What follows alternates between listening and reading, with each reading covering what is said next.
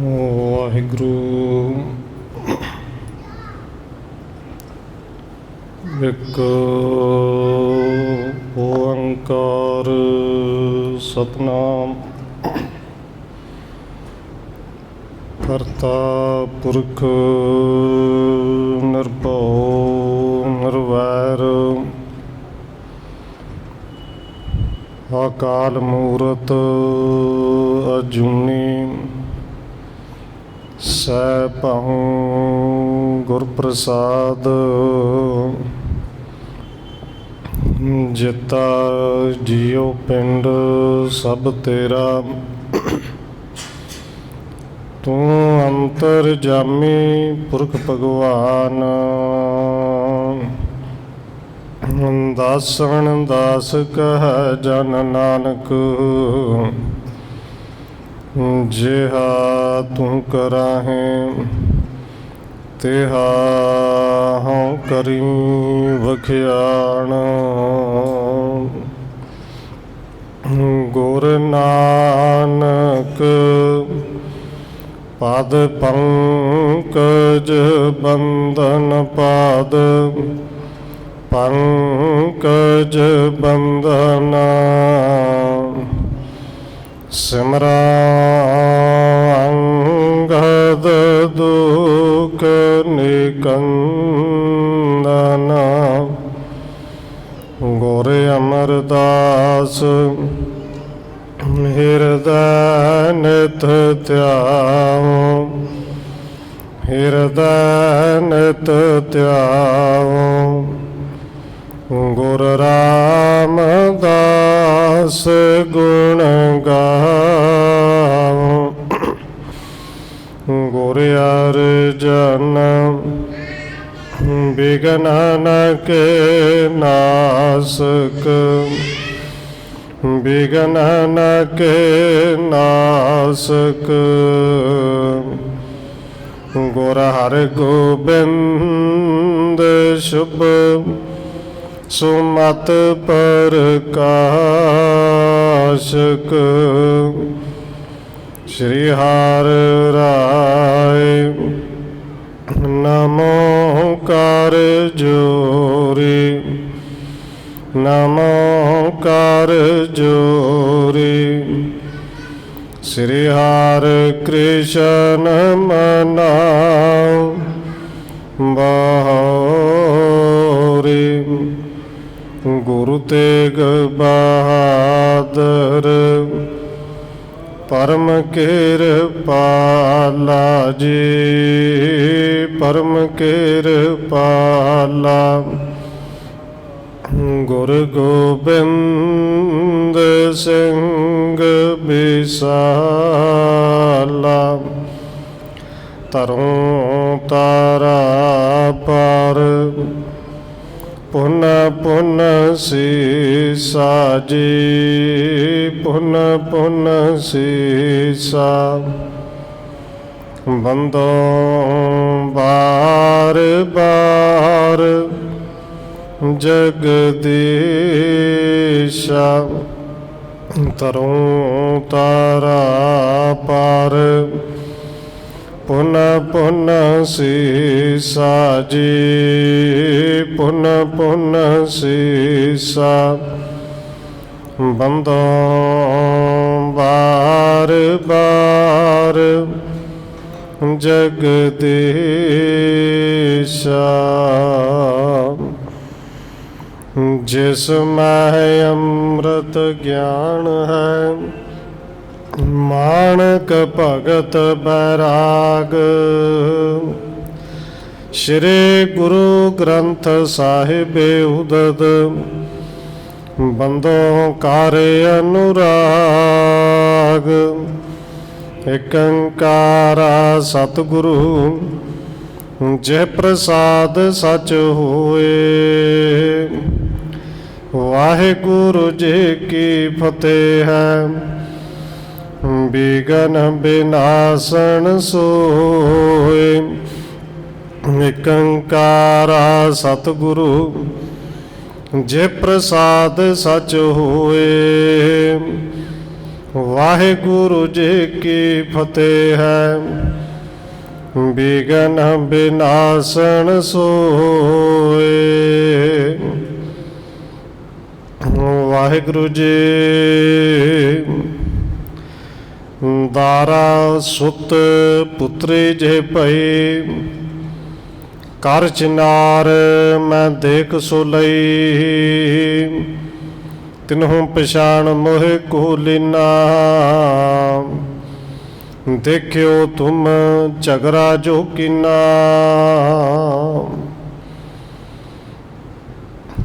ਪਰਮ ਸਨਮਾਨਯੋਗ ਸਤਿਗੁਰੂ ਚਵਰ ਛਤਰ ਤਖਤ ਦੇ ਮਾਲਕ ਹਾਜ਼ਰਾ ਹਜੂਰ ਜਾਹਰਾ ਜਹੂਰ ਸ਼ਬਦ ਗੁਰੂ ਜੁਗੋਂ ਜੁਗ ਅਟਲ ਸਤਿਗੁਰੂ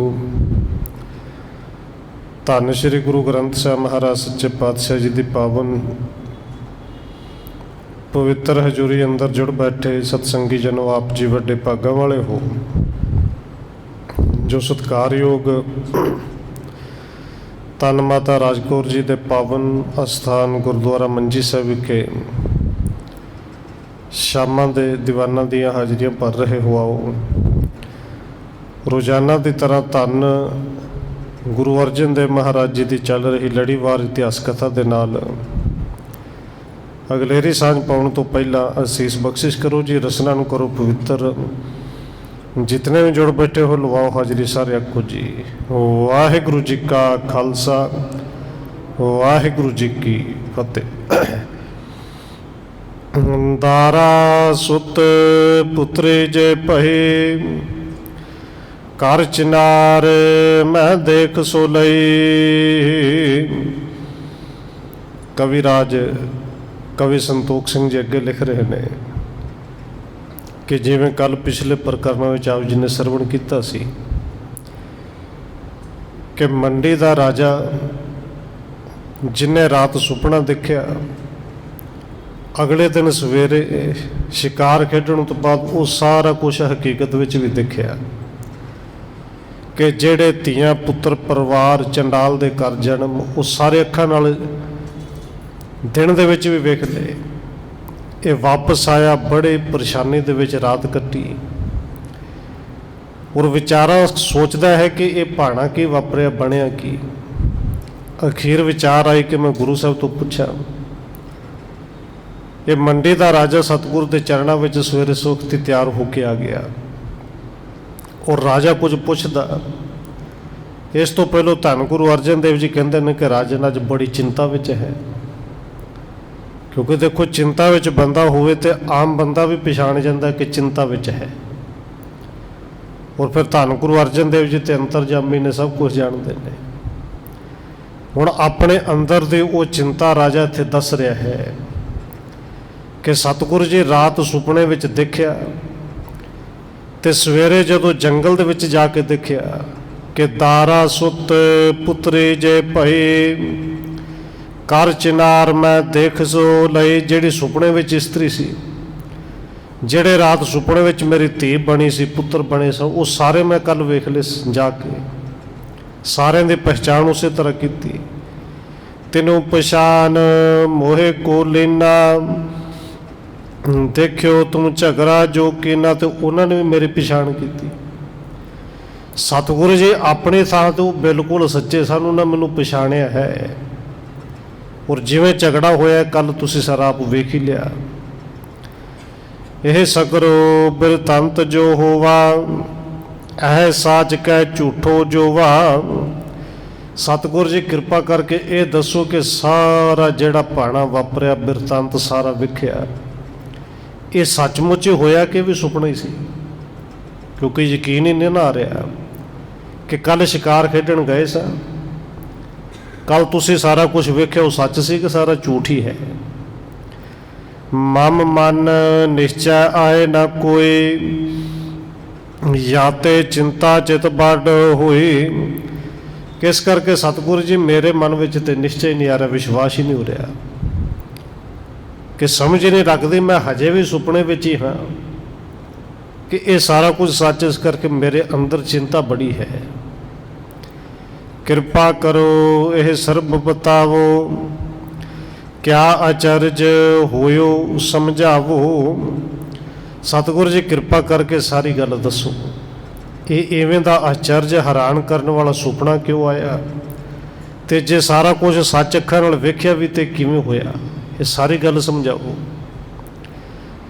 इम नृपते सुन कै सब गात, कहत भय श्री अर्जन नाथ।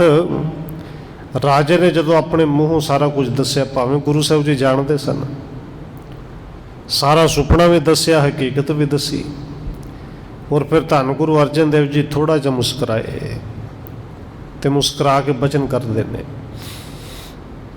लिखिया प्रभ को नह खोवत, तो सहायक सतगुरु होवत।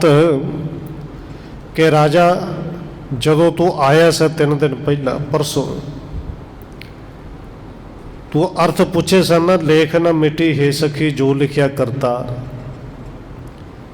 सतगुरु जी कहते ने भाई वो असी अज भी कहने हाँ कि लिखिया प्रभ को नह खोवत, कोई रब का लिखिया होया मिटा नहीं सकता। ये उदन भी कहा से अज भी कहने कि तो सहायक सतगुरु होवत, रब का लिखिया होया कोई नहीं मिटा सकता, फिर भी पूरा गुरु जिहड़ा है वो सहायक हुंदा है, वड्डे दुख नूं छोटा जिहा करके कट दिंदा है। इम नृपते सुन कै सब गाथ, कहत भय श्री अर्जन नाथ। लिखिया प्रभ को न खोवत, तो सहायक सतगुरु होवत। यह गत बीते है तुम संग, करो नहीं अपनो मन भंग। सतगुरु जी कहते बस सारा कुछ तेरे नाल उही होया बीतिया है जिहड़ा होना सी, जिहड़ा रब ने तेरे कर्मां च लिखिया सी होया सारा कुछ उही है।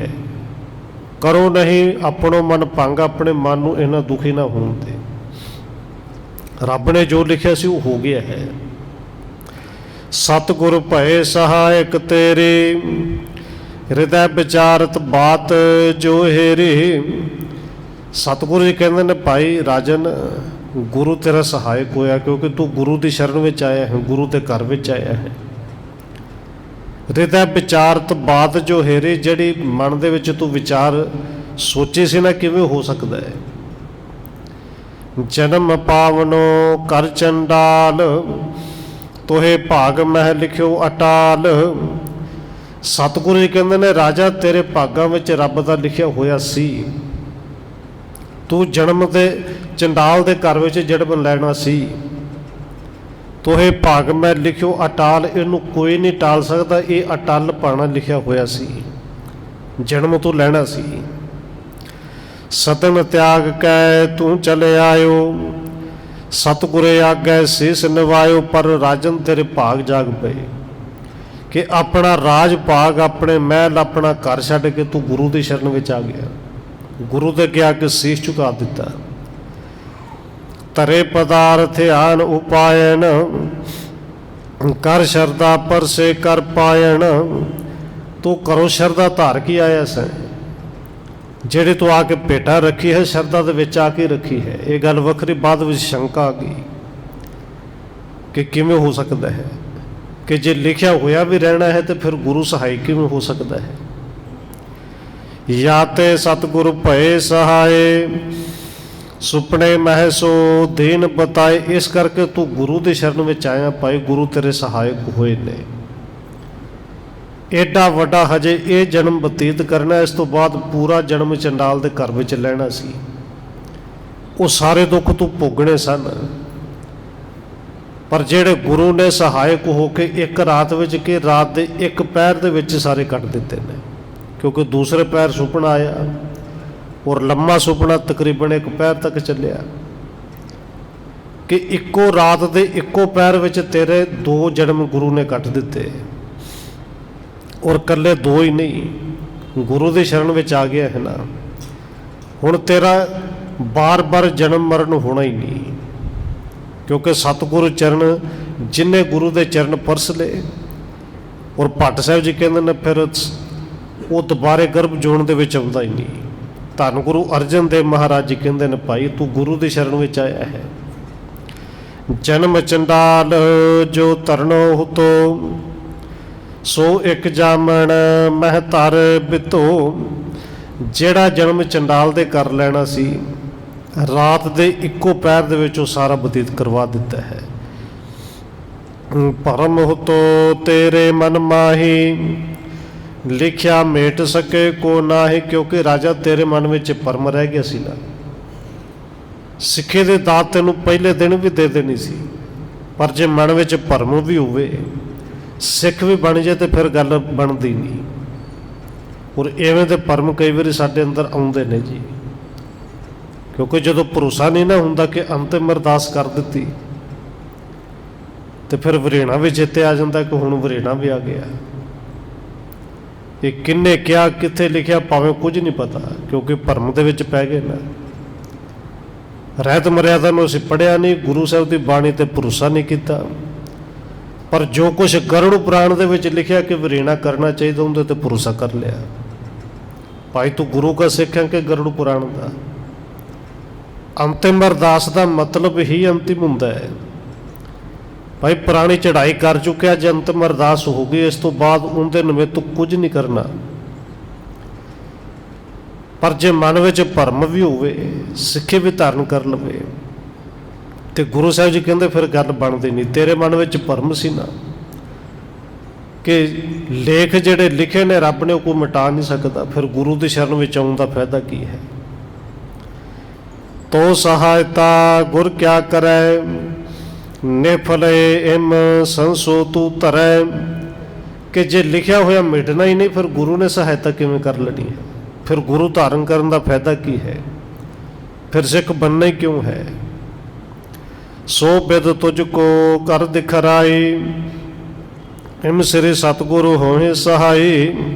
ਸਤਿਗੁਰੂ ਕਹਿੰਦੇ ਨੇ ਤੇਰੇ ਮਨ ਦਾ ਸ਼ੰਕਾ ਕਰਨ ਵਾਸਤੇ ਤੈਨੂੰ ਸਾਰਾ ਕੁਝ ਵਿਖਾ ਦਿੱਤਾ। ਇਹ ਸਾਰਾ ਕੁਝ ਤੇਰੇ ਨਾਲ ਹੋਣਾ ਸੀ ਭਾਈ। ਸਤਿਗੁਰੂ ਇਸੇ ਤਰ੍ਹਾਂ ਸਹਾਈ ਹੁੰਦੇ ਨੇ।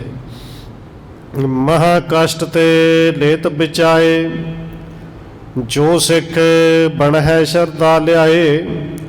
ਸਤਿਗੁਰੂ ਜੀ ਕਹਿੰਦੇ ਨੇ ਭਾਈ ਜਿਹੜਾ ਸ਼ਰਧਾ ਦੇ ਵਿੱਚ ਆ ਕੇ ਸਿੱਖ ਬਣੇ ਨਾ, ਫਿਰ ਗੁਰੂ ਐਵੇਂ ਕਿਰਪਾ ਕਰਦੇ ਨੇ, ਕਿਉਂਕਿ ਸਾਡੇ ਇਹਦਾ ਮਤਲਬ ਕਿ ਸ਼ਰਧਾ ਹੈ ਹੀ ਨਹੀਂ ਨਾ। ਅਸੀਂ ਵਿਖਾਉਂਦੇ ਹਾਂ ਕਿ ਵਰੇਣਾ ਕਰਨਾ ਸਾਡੇ ਵਿੱਚ ਸ਼ਰਧਾ ਹੈ, ਫਿਰ ਇਹਦਾ ਮਤਲਬ ਕਿ ਯਕੀਨ ਨਹੀਂ। ਸਾਲ ਪਹਿਲੋਂ ਅਰਦਾਸ ਕੀਤੀ ਸੀ, ਯਕੀਨ ਨਹੀਂ ਸੀ ਨਾ ਰਿਹਾ, ਕਿ ਪਤਾ ਨਹੀਂ ਗੱਲ ਬਣੀ ਕਿ ਨਹੀਂ। ਗੁਰੂ ਨੂੰ ਦੁਬਾਰੇ ਯਾਦ ਕਰਾ ਦਈਏ, ਦੁਬਾਰੇ ਗੁਰੂ ਦੇ ਅੱਗੇ ਫੋਟੋ ਰੱਖੀਏ, ਗੁਰੂ ਸਾਹਿਬ ਜੀ ਚੰਗੀ ਤਰ੍ਹਾਂ ਵੇਖ ਲੈਣ ਕਿ ਗੁਰੂ ਸਾਹਿਬ ਜੀ ਭੁੱਲ ਗਏ ਹੋਣਗੇ।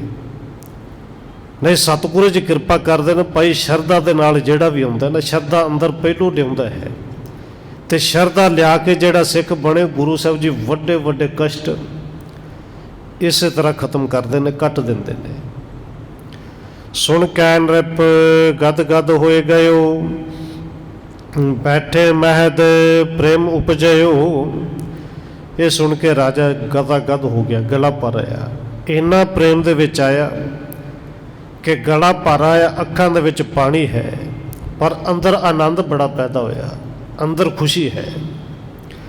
ਬਹਿਓ ਨੈਣ ਤੇ ਅਸ਼ਰ ਪ੍ਰਵਾਹੂ, ਧਰਿਓ ਸੇਸ ਪਾਗੇ ਪੰਕਜ ਮਾਹੂ। ਕਹਿੰਦੇ ਅੱਖਾਂ ਦੇ ਵਿੱਚੋਂ ਇੰਨਾ ਪਾਣੀ ਚੱਲਿਆ, ਇੰਨਾ ਨੇਰ ਚੱਲਿਆ, ਗੁਰੂ ਸਾਹਿਬ ਦੇ ਚਰਨਾਂ 'ਤੇ ਸਿਰ ਰੱਖ ਕੇ ਉਸ ਅੱਖਾਂ ਦੇ ਪਾਣੀ ਦੇ ਨਾਲ ਗੁਰੂ ਸਾਹਿਬ ਦੇ ਚਰਨ ਧੋ ਦਿੱਤੇ।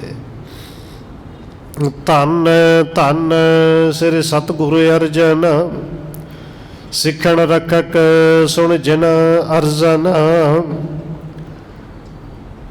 ਹੁਣ ਰਾਜਾ ਕਹਿੰਦਾ ਕਿ ਸਤਿਗੁਰੂ ਧੰਨ ਗੁਰੂ ਅਰਜਨ ਦੇਵ ਜੀ ਧੰਨ ਨੇ। ਭਾਈ ਸਿੱਖੋ ਤੁਸੀਂ ਵੀ ਧੰਨ ਹੋ ਕਿ ਜਿਹੜੇ ਐਸੇ ਧੰਨ ਗੁਰੂ ਦੇ ਤੁਸੀਂ ਸਿੱਖ ਬਣੇ ਹੋ।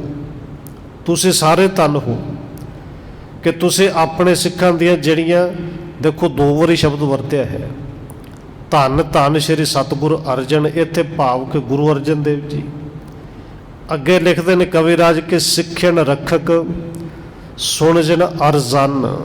ਇੱਥੇ ਜੱਜੇ ਦੇ ਪੈਰ ਥੱਲੇ ਬਿੰਦੀ ਲੱਗ ਗਈ। ਅਰਜਨ ਦਾ ਅਰਥ ਹੁੰਦਾ ਅਰਜੋਈ, ਕਿ ਜਿਹੜੇ ਆਪਣੇ ਸਿੱਖਾਂ ਦੀਆਂ ਅਰਜ਼ੋਈਆਂ ਸੁਣ ਕੇ ਸਾਰੇ ਦੁੱਖ ਦੂਰ ਕਰਦੇ ਨੇ। ਮੈਂ ਅਤ ਦੇਣ ਪਰਿਓ ਦਰਬਾਰ, ਗਹੋਂ ਬਾਹਾਂ ਕੀਜੈ ਭਉ ਪਾਰ। ਰਾਜਾ ਖੁਸ਼ੀ ਦੇ ਵਿੱਚ ਚਰਨ ਫੜ ਕੇ ਉੱਚੀ ਉੱਚੀ ਕਹਿ ਰਿਹਾ ਕਿ ਸਤਿਗੁਰੂ ਜੀ, ਮੈਂ ਦੇਣ ਬਣ ਕੇ ਤੁਹਾਡੀ ਸ਼ਰਨ ਵਿੱਚ ਆਇਆ ਹਾਂ, ਤੇ ਕਿਰਪਾ ਕਰੋ ਹੁਣ ਇਸ ਦੇਣ ਦੀ ਬਾਂਹ ਫੜ ਲਿਓ ਤੇ ਛੱਡਿਓ ਨਾ, ਇਸ ਭਵ ਸਾਗਰ ਤੋਂ ਪਾਰ ਕਰ ਦਿਓ। ਇਹ ਸਿੱਖੇ ਦੀ ਦਾਤ ਕਿਰਪਾ ਕਰੋ, ਮੈਨੂੰ ਵੀ ਬਖਸ਼ੋ। ਤੁਮ ਸਮ ਗੁਰੂ ਪਾਏ ਹੋ ਕਹਾ, ਜਨਮ ਮਰਨ ਕਾਟੋ ਦੁਖ ਮਹਾ। ਸਤਿਗੁਰ ਜੀ, ਤੁਹਾਡੇ ਵਰਗਾ ਪੂਰਾ ਗੁਰੂ, ਸਮਰੱਥ ਗੁਰੂ ਕਿੱਥੋਂ ਲੱਭਣਾ ਕਿਸੇ ਨੂੰ, ਕਿ ਜਿਨ੍ਹਾਂ ਨੇ ਇੱਕ ਰਾਤ ਦੇ ਵਿੱਚ ਇਕੱਲਾ 1-2 ਜਨਮ ਨਹੀਂ, ਜਨਮ ਮਰਨ ਹੀ ਕੱਟ ਦਿੱਤਾ, ਜਨਮ ਮਰਨ ਦੇ ਦੁੱਖ ਹੀ ਕੱਟ ਦਿੱਤੇ। ਨਿਜ ਚਰਨਾਮ੍ਰਿਤ ਮੁਝ ਕੋ ਦੇਹੋ, ਸ਼ੁੱਧ ਆਪਣੋ ਸਿੱਖ ਕਰ ਲੇਹੋ। ਸਤਿਗੁਰ ਜੀ, ਕਿਰਪਾ ਕਰੋ, ਆਪਣੇ ਚਰਨ ਅੰਮ੍ਰਿਤ ਦਿਓ, ਚਰਨਾਂ ਦੇ ਅੰਮ੍ਰਿਤ ਦਿਓ, ਚਰਨਾਮਤ ਦੇ ਕੇ ਆਪਣਾ ਸਿੱਖ ਬਣਾ ਲਓ, ਮੇਰੇ ਅੰਦਰ ਨੂੰ ਵੀ ਸ਼ੁੱਧ ਕਰ ਦਿਓ। ਸ਼ਰਧਾ ਅਚਲ ਦੇਖ ਸ਼੍ਰੀ ਅਰਜਨ, ਸੰਸੇ ਮਿਟੇ ਭਇਓ ਅਬ ਸੁਧ ਮਨ। ਜਦੋਂ ਧੰਨ ਗੁਰੂ ਅਰਜਨ ਦੇਵ ਜੀ ਨੇ ਇਸ ਰਾਜੇ ਦੀ ਹੁਣ ਸ਼ਰਧਾ ਦੇਖੀ, ਤੇ ਇਹ ਸ਼ਰਧਾ ਅਸਲ ਵਿੱਚ ਅਟਲ ਸੀ, ਪੱਕੀ ਸ਼ਰਧਾ ਬਣ ਗਈ, ਭਰੋਸਾ ਬਣ ਗਿਆ। ਤੇ ਇਹ ਪੱਕੀ ਸ਼ਰਧਾ, ਅਟਲ ਸ਼ਰਧਾ ਗੁਰੂ ਸਾਹਿਬ ਨੇ ਦੇਖੀ ਕਿ ਹੁਣ ਇਹ ਰਾਜਾ ਸ਼ੁੱਧ ਮਨ ਹੋ ਗਿਆ ਹੈ। ਤਬ ਜਲ ਕੋ ਮੰਗਵਾਏ ਸੋ ਲੀਨ, ਪਦ ਅਰਬਿੰਦ ਪਖਾਰਨ ਕੇਨ। ਸਤਿਗੁਰੂ ਧੰਨ ਗੁਰੂ ਅਰਜਨ ਦੇਵ ਜੀ ਨੇ ਫਿਰ ਜਲ ਮੰਗਵਾਇਆ, ਭਾਈ ਜਲ ਲੈ ਕੇ ਆਓ, ਕਿਉਂਕਿ ਹੁਣ ਚਰਨ ਅੰਮ੍ਰਿਤ ਲੈਣ ਦਾ ਇਹ ਹੱਕਦਾਰ ਬਣ ਗਿਆ, ਸਿੱਖੀ ਨੂੰ ਧਾਰਨ ਕਰਨ ਦਾ ਹੁਣ ਇਹ ਹੱਕਦਾਰ ਹੋ ਗਿਆ ਹੈ, ਹੁਣ ਇਹਨੂੰ ਸਿੱਖੀ ਦੇਣੀ ਚਾਹੀਦੀ ਹੈ। ਸਹਿਤ ਭਾਰਜਾ ਭੂਪਤ ਪੀਵਾ, ਸਤਿਗੁਰੂ ਕੋ ਸਿੱਖ ਮਨ ਤੇ ਥੀਵਾ। ਤੇ ਕੱਲਾ ਰਾਜਾ ਹੀ ਨਹੀਂ, ਕਹਿੰਦੇ ਸਹਿਤ ਭਾਰਜਾ ਭੂਪਤ ਪੀਵਾ, ਆਪਣੀਆਂ ਰਾਣੀਆਂ ਸਮੇਤ ਸਾਰਿਆਂ ਨੇ ਉਹ ਚਰਨ ਅੰਮ੍ਰਿਤ ਲਿਆ, ਸਾਰਿਆਂ ਨੇ ਸਿੱਖੀ ਧਾਰਨ ਕੀਤੀ। ਔਰ ਕੱਲੀਆਂ ਰਾਣੀਆਂ ਨੇ ਨਹੀਂ, ਇਹ ਭਾਈ ਕਲਿਆਣਾ ਜੀ ਨੇ ਉੱਥੇ ਸਾਰਿਆਂ ਨੂੰ ਕਿਹਾ ਵੀ ਸੀ ਕਿ ਸੈਨਿਕ ਕੀ ਪ੍ਰਜਾ, ਜੇ ਰਾਜਾ ਠੀਕ ਹੋ ਜੇ ਸਾਰੇ ਸਿੱਖੀ ਧਾਰਨ ਕਰਿਓ ਭਾਈ। ਸਾਰਿਆਂ ਨੇ ਸਿੱਖੀ ਧਾਰਨ ਕੀਤੀ। ਤਬ ਭਾਈ ਕਲਿਆਣ ਬੁਲਾਇਓ, ਇਹੋ ਪੁਕਾਰੇ ਤੁਝ ਕੋ ਲਿਆਇਓ। ਉਦੋਂ ਸਤਿਗੁਰੂ ਜੀ ਨੇ ਭਾਈ ਕਲਿਆਣਾ ਜੀ ਨੂੰ ਬੁਲਾਇਆ ਕਿ ਸਿੱਖੋ ਜਾਓ, ਭਾਈ ਕਲਿਆਣਾ ਜੀ ਨੂੰ ਬੁਲਾ ਕੇ ਲਿਆਓ। ਭਾਈ ਕਲਿਆਣ ਜੀ ਆਏ, ਔਰ ਰਾਜੇ ਨੂੰ ਸਤਿਗੁਰੂ ਜੀ ਕਹਿੰਦੇ ਨੇ, ਇਹ ਦੇਖੋ ਇਹ ਭਾਈ ਕਲਿਆਣਾ ਹੈ, ਭਾਈ ਤੁਹਾਡੇ ਤੇ ਇਹਨੇ ਪਰਉਪਕਾਰ ਕੀਤਾ ਹੈ, ਇਹ ਪਰਉਪਕਾਰੀ ਹੋਇਆ ਤੁਹਾਡੇ ਤੇ, ਕਿ ਇਹਦੇ ਪਰਉਪਕਾਰ ਕਰਕੇ ਜਨਮ ਮਰਨ ਤੁਹਾਡੇ ਕੱਟੇ ਗਏ। ਇਸ ਕੋ ਪੂਜਣ ਕਰੋ ਵਿਸ਼ੇਸ਼, ਸੁਣ ਸ੍ਰੀ ਗੁਰੂ ਕੇ ਬਾਕ ਨਰੇਸ਼। ਸਤਿਗੁਰੂ ਜੀ ਕਹਿੰਦੇ ਨੇ ਅਸਲ ਵਿੱਚ ਜੇ ਚਰਨ ਪੂਜਨੇ ਨੇ ਨਾ, ਫਿਰ ਭਾਈ ਕਲਿਆਣਾ ਜੀ ਦੇ ਪੂਜੋ, ਇਹਨੇ ਪਰਉਪਕਾਰ ਕੀਤਾ ਹੈ। ਇਹ ਸੁਣ ਕੇ ਜਿਹੜਾ ਰਾਜਾ ਬੜਾ ਪ੍ਰਸੰਨ ਹੋਇਆ, ਕਹਿਤ ਭਇਓ ਇਹ ਮੇਰੋ ਈਸ਼, ਔਰ ਸਿਮਰੋ ਮੈਂ ਧਰ ਪਦ ਸੀਸ। ਤੇ ਰਾਜਾ ਕਹਿੰਦਾ ਸਤਿਗੁਰੂ ਜੀ, ਇਹ ਤੇ ਮੇਰਾ ਈਸ਼ਵਰ ਹੈ, ਇਹ ਤੇ ਮੇਰਾ ਰੱਬ ਹੈ, ਤੇ ਇਹ ਰੱਬ ਨੇ ਕਿਰਪਾ ਕੀਤੀ ਜਿਹੜੇ ਤੁਹਾਡੇ ਦਰਸ਼ਨ ਕਰਵਾ ਦਿੱਤੇ, ਤੁਹਾਡੇ ਵਰਗਾ ਗੁਰੂ ਮਿਲਾਇਆ ਹੈ।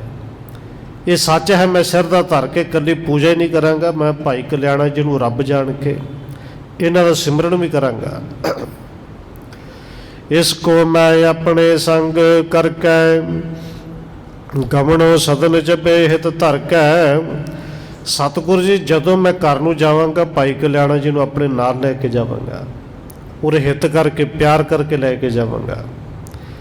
ਲੈ ਜਾਵੋ ਉਪਹਾਰ ਪਠਾਵੋ, ਭਾਉ ਵਿਸਾਲ ਕਰੋ ਹਰ ਖਾਵੋ। ਸਤਿਗੁਰੂ ਜੀ, ਇਸ ਭਾਈ ਕਲਿਆਣਾ ਜੀ ਨੂੰ ਆਪਣਾ ਈਸ਼ਵਰ ਜਾਣ ਕੇ ਨਾਲ ਲੈ ਜਾਵਾਂਗਾ, ਸ਼ਰਧਾ ਦੇ ਨਾਲ। ਹਰ 6 ਮਹੀਨੇ ਬਾਅਦ ਜਿਹੜਾ ਦਸਵੰਧ ਬਣਦਾ ਹੈ ਉਪਹਾਰ ਇੱਥੇ ਵੀ ਭੇਜਾਂਗਾ। ਕੇਤਕ ਦਿਨ ਸਤਿਗੁਰੂ ਕੇ ਤੀਰ, ਰਹਿਤ ਭਇਓ ਭੂਪਤ ਮਤ ਧੀਰ। ਕਹਿੰਦੇ ਕਈ ਦਿਨ ਰਾਜਾ ਫਿਰ ਸਤਿਗੁਰੂ ਦੇ ਚਰਨਾਂ ਵਿੱਚ ਰਿਹਾ। ਹਰ ਰੋਜ਼ ਸਵੇਰੇ ਸ਼ਾਮ ਮੈਨੇ ਦੀਵਾਨ ਦੇ ਵਿੱਚ ਆਉਣਾ, ਆਸਾ ਕੀ ਵਾਰ ਦਾ ਕੀਰਤਨ ਵੀ ਸੁਣਨਾ, ਗੁਰੂ ਸਾਹਿਬ ਦੇ ਬਚਨ ਵੀ ਸੁਣਨੇ। बहुत भांत के सुन उपदेश, प्रभ का सिमरन करे हमेश।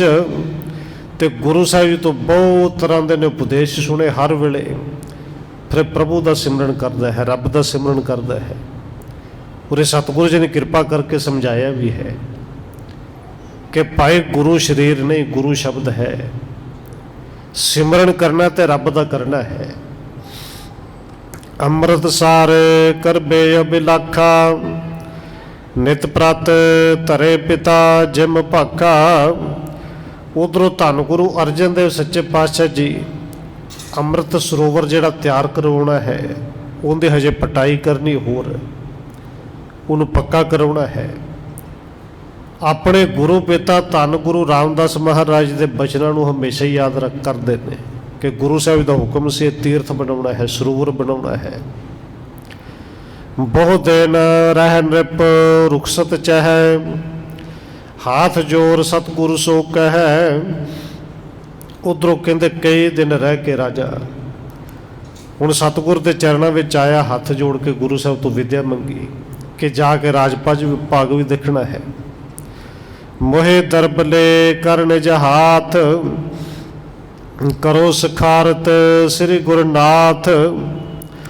राजे ने बहुत सारा रुपया पैसा धन अपने हाथों के नाल गुरु साहब के अगे किया, चरणों में रख के सतगुरु के चरणों च बेनती की, सतगुरु जी कृपा करो, भावें ये रुपया ये पैसा धन दौलत लक्ष्मी मैं जानना कि आपके चरणों की दासी है, पर कृपा करके इनू स्वीकार करके मेरे जन्म को सखारता कर दो। को सुंदर थल को अवलोक, रचो ताल निर्मल जल रोक। राजा कहता कि सतगुरु जी कोई सोहना जिहा थां वेख के सोहना सरोवर बनाओ। सरोवर के विचार गुरु साहब जी करते सन कि बनाना है, क्योंकि राजे को नहीं पता था गुरु साहब जी ने वेखी भी है, कुछ पुटाई हुई भी है, होर करनी है कि सोहनी जी थां वेख के सरोवर बनाओ, निर्मल जल उनदे विच रोको। मोहे भावनी ऐसे है, रावर के मर्जी हम चह। राजा कहता सतगुरु जी ये मेरी भावना ऐसी है कि इत्थे कोई सरोवर होना चाहिए है। अगे सतगुरु जी मर्जी आप जी की है, जिवें आप जी ने करना है। सुन सिर अर्जन कह तिस बेरा, इम सिर नानक तू मन फेरा। ये सुन के सतगुरु धन गुरु अर्जन देव जी कहते ने कि हे राजन, ये तो धन गुरु नानक साहिब का हुक्म सी। धन गुरु रामदास जी ने सानू हुक्म किया, पर हुक्म तौर तो धन गुरु नानक साहिब जी का ही सी, इत्थे सरोवर बनना ही सी। गुरु नानक साहिब जी ने तेरे ते कृपा की, तेरा मन फेरिया, इत्थों तक तू आया। श्री अमृतसर तीरथ पहारे, तिस करबे को इश हमारे। धन गुरु अर्जन देव जी कहते हैं कि राजन ये श्री अमृतसर बड़ा वड्डा तीर्थ है। ये चौथे पातशाह गुरु पिता धन गुरु रामदास जी ने आप अपने हथी इत्थों की सेवा करवाई, निशानदेही की। और ये साडी भी इच्छा कि वड्डा सरोवर जिहड़ा सिखां दी जिंदे ते बड़ी भावना बने, उस भावना नूं तैयार किया जाए। जे तक दरब पठे गो इहा, ते सर पर हम लावे महा। सतगुरु कहते हैं कि राजा जिन्ना धन तो इत्थे भेजेगा ना, वो सारे का सारा असीं सरोवर ते लाउणा है, क्योंकि लंगर वास्ते होर सेवा वास्ते सिखा संगतां दे कोलों बहुत कुछ आउंदा, और गुरु घर दे विच हर तरह की कृपा है। दरब सखारत होए तुम्हारा, लोकन पर अतिशय उपकारा। सतगुरु कहते हैं कि राजा तू गुरु के शरण में आया, तेरा जन्म सखारता हो गया।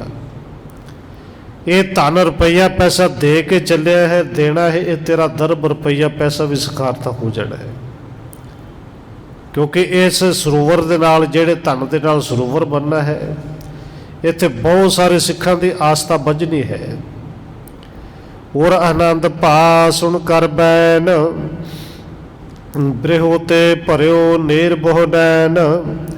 और गुरु साहब ने जदों इन्नी कृपा की कि राजा तेरा जन्म सखारता हो गया, तेरा धन भी सखारथा हो गया। सुन के राजा बड़े आनंद दे विच और खुशी दे नाल एक बारी फिर अखां दे विच जल भर आया।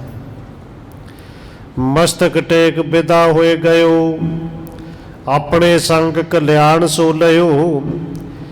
ये राजा सतगुर के चरणों में इन्हें मत्था टेकिया, गुरु साहब तो विद्या लई। विद्या लैके भाई कल्याण जी नाल लैके ये अपने महल अपने राज भाग वाले वापस चले गया। निज रजदाने प्राप्त होवा, राज श्रेय जुत सगरो जोवा। मंजिल नूं तय करदा होया राजा अपने राजधानी विच पहुंच गया। सारा राज भाग जाके बड़े सुख दे नाल इन्हें संभालिया वेखिया। को दिन टिक राख्यो कल्याना, फुण थाती दे दरब महाना। भाई कल्याण जी नूं कई दिन राजे ने अपने कोल रखिया। हुण भाई कल्याण जी उत्थे गुरमत दा उपदेश दृढ़ करवाउंदे ने।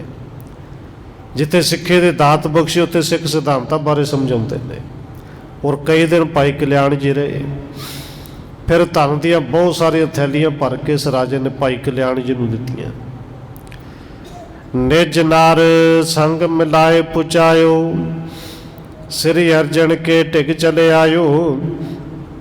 ते भाई कल्याणा जी नूं बहुत सारा धन दे के राजे ने अपने कुछ सैनिक कुछ बंदे भी भाई कल्याण जी दे नाल भेजे। राह विच कोई लुट ना लवे, खो ना लवे। ये सारा धन भाई कल्याण जी लैके गुरु साहब के चरणों में आए। आयो दरब देख निज पास, चाहत सर को करो प्रकाश। हुण बहुत सारा धन गुरु साहब के चरणों में आया। और धन गुरु अर्जन देव जी ये अमृत सरोवर की सेवा पहलों ही विचारते सन कि शुरू करनी है, सरोवर का निर्माण करना है। बूझ बृद्ध भाई गुरुदास, पिखो स्थान करो निर्जास। और धन गुरु अर्जन देव जी ने बाबा बुढ़ा जी ने बुलाया, भाई गुरदास जी ने बुलाया। और सतगुरु जी भाई गुरदास ते बाबा बुढ़ा जी की सलाह लेंदे ने कि हुण सरोवर की सेवा शुरू करिए, क्योंकि निशानियां लगियां हुई ने, कुछ पटाई है, पर फिर भी जाके एक बार निर्णय करना, स्थान नूं देखना है। उदम तीर्थ रचबे करियो, जिसते सिखण को गण तरियो। कहते धन गुरु अर्जन देव जी ने उदम किया तीर्थ रचना करनी है कि जेड़े तीर्थ आके अनेक सिखा ने सेवकों ने इत्थे इशनान करके कला इशनान ही नहीं करना, उन्होंने इस भवसागर तो ही तर जाना जेड़े शरधा ते भावना नाल आउणगे। सुनो हो कथा आगल जिम भई, कव संतोख सिंह शुभ निर्मही। ते कवि संतोख सिंह जी इत्थे अध्याय की संपूर्णता करते हुए लिखते हैं कि हे श्रोता जनो गुरु के सिखो, अगली कथा जिमें हुई जिमें बनी, जिमें सरोवर की सेवा कराई वो कथा अगे सुनो। इत्थे अध्याय नूं खत्म किया, अगला अध्याय इत्थों शुरू करते हैं। लिख रहे हैं, दोहरा श्री हरजन जी गुर भये पर उपकारी पीन। करे उदाहरण अणके दे उपदेश प्रवीण। अगला अध्याय शुरू करते हुए कवि संतोख सिंह ने सब तो पहला धन गुरु अर्जन देव महाराज जी की सिफत की है कि धन गुरु अर्जन देव जी बड़े वड्डे परोपकारी हुए ने। बड़ा वड्डा श्रेष्ठ उपदेश अपने सिखां नूं दे के अनेकां ही सिखां नूं अनेकां ही लोगों का इत्थों कल्याण किया, सिखां नूं भवसागर तो पार किया है। चौपए बचन पिता के सिमरन करे, तीर्थ सिरजन इच्छा धरे। कहते धन गुरु अर्जन देव जी ने पिता गुरु धन गुरु रामदास जी ने बचनों का सिमरन किया, चेते किया कि इस तीर्थ नूं सिरजन की हुण इच्छा धारण की। तीर्थ सिरजना है। करियो प्रथम बीत्यो चिरकाल, पुण इकत्र होए नेर विशाल। क्योंकि तीर्थ से पुटाई की सी, बड़ा लंबा समा बीत गया, तो पुटाई करके कुछ तो डूंगा से कुछ जाल उत्थे इकट्ठा भी होया सी। मृतका संग सो पूर्यो गयो, खरण चिन्ह सब मिट्यो भयो। क्योंकि ये अज आप अज भी देखते हो सारे अमृतसर नालों वो स्थान नीवा है, ढाल सी कि आसे पासे मीह पैण करके वो दोबारे मिट्टी के नाल तकरीबन सारे पूरे गया सी, भरिया गया सी। टोवा हुतो अनपे करियो, सने सने जल सगलो भरियो। पर जिथे दुख भंजनी साहब बेरी है, इस थां वाले पासों जिहड़ा कुछ ज़्यादा डूंगा टोया पट्टिया गया सी, पटाई करदिया उतों पटाई डूंगी हुई सी, पर वो भी हौली हौली करके पानी नाल भर गया। क्योंकि चौं दिस ते ढार मृतका परी, जिस ते न है चिनारी करी। उत्थे पानी भर गया, बाकी चार सफेरे मिट्टी जिहड़ी सी ढल ढल के मिट्टी भर गई। इस करके निशानी जिहड़ी सी वो निशानी पहलों वाली रही नहीं। पहली निशानी वेख के वो निशानियां जिहड़ियां पछाण विच आउंदियां नहीं सन। इत उत फिरे बृंद तर खरे, बदरे याद ना जाने परे। क्योंकि पहलों भी बाबा बुढ़ा साहब जी नाल आए सन, सारिया निशानियां नाल होके लवाइया सन। बाबा बुढ़ा साहब जी इधर उधर फिर चार सफेरे फिरे, सारे दरख्त जिहड़े खड़े ने वो दरख्तों तो निशानियां लईयां, बेरियां खड़ियां सन। और विशेष तौर पर वो बेरी का ध्यान रखा गया सी जिहड़ी अज दुख भंजनी बेरी है। वृक्ष संसपा जाए सोहेरा, खरे पए सतगुरु तिस बेरा। और ये निशानियां सन एक टाली का बड़ा वड्डा रुख सी। और उस टाली के रुख को जो गुरु साहब जी ने देखा, बाबा बुढ़ा साहब जी ने देखा, उत्थे जाके खड़े हो गए। तीन काल सरबग्य महाना, खोजत जिम अनपग्य अजाना। गुरु साहब जी भावें सारा कुछ जानते ने, पर क्योंकि वरतारा इवें करते हैं जिवें तुसी हो उवें मैं हाँ। जिवें आम मनुख ने गुरु साहब जी वरतारा उवें करते हैं कि तिन्ना कालों दे विच इस वेले की हो रहा, गुरु साहब जी समर्थ ने, सब कुछ जानते हैं। अगे की होना सब कुछ जानते हैं। पिछे जुगां विच की होया सब कुछ जानते हैं। पर फिर भी कहते हैं इस तरह लभदे ने जिवें बड़ा कोई अनजान जा मनुख लभदा होवे ना। गुरु साहब जी तुर फिर के इवें लभ रहे सन। मिट गयो चिन्ह रहो कुछ टोवा, निश्चय भयो ना फिर जोवा। क्योंकि निशानियां तो सारियां तकरीबन मिट गई सन। वो टोए के निशाने से टोया थोड़ा डूंगा सी, फिर भी वो भी जिहड़ा सी पूरी तरह हुण भरिया होया, थोड़ा जिहा डूंगा नज़र आउंदा है। चार करेर बेल बिसथारा, नह निर्णय किए सगल निहारा। तो उस टोए ते भी वड्डे वड्डे झाड़ियां जिहड़ियां सी चार सफेरे फैल गई। पूरी तरह वेख के निर्णय नहीं सी हुंदा कि वही टोया झाड़ियां उत्थे ने। इस तरह गुरु साहब जी, बाबा बुढ़ा साहब जी, भाई गुरदास जी तुर फिर के वो निशानियां नूं फिर लभदे ने, निशानियां लाउंदे ने। ते जिवें सरोवर की सेवा शुरू होनी है, यह आपां रहिंदा प्रसंग कल शुरू करांगे। समय के मुताबिक इतनी बेनती प्रवान कर हुई भुलों की खिमा। आओ एक दो मिनट होर रसना दे नाल हाजरी लवाइए, फिर समाप्ति है जी। वाहेगुरु वाहेगुरु वाहेगुरु वाहेगुरु।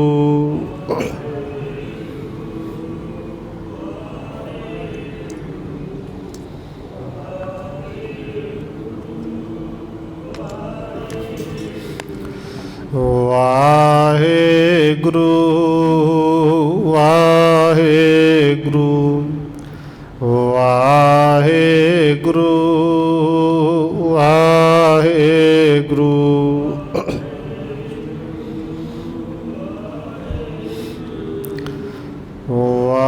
वाहेगुरु वाहेगुरु। वाहेगुरु जी का खालसा ਵਾਹਿਗੁਰੂ ਜੀ ਕੀ ਫਤਿਹ। ਰਾਮ ਕਲੀ ਮਹਲਾ ਤੀਜਾ।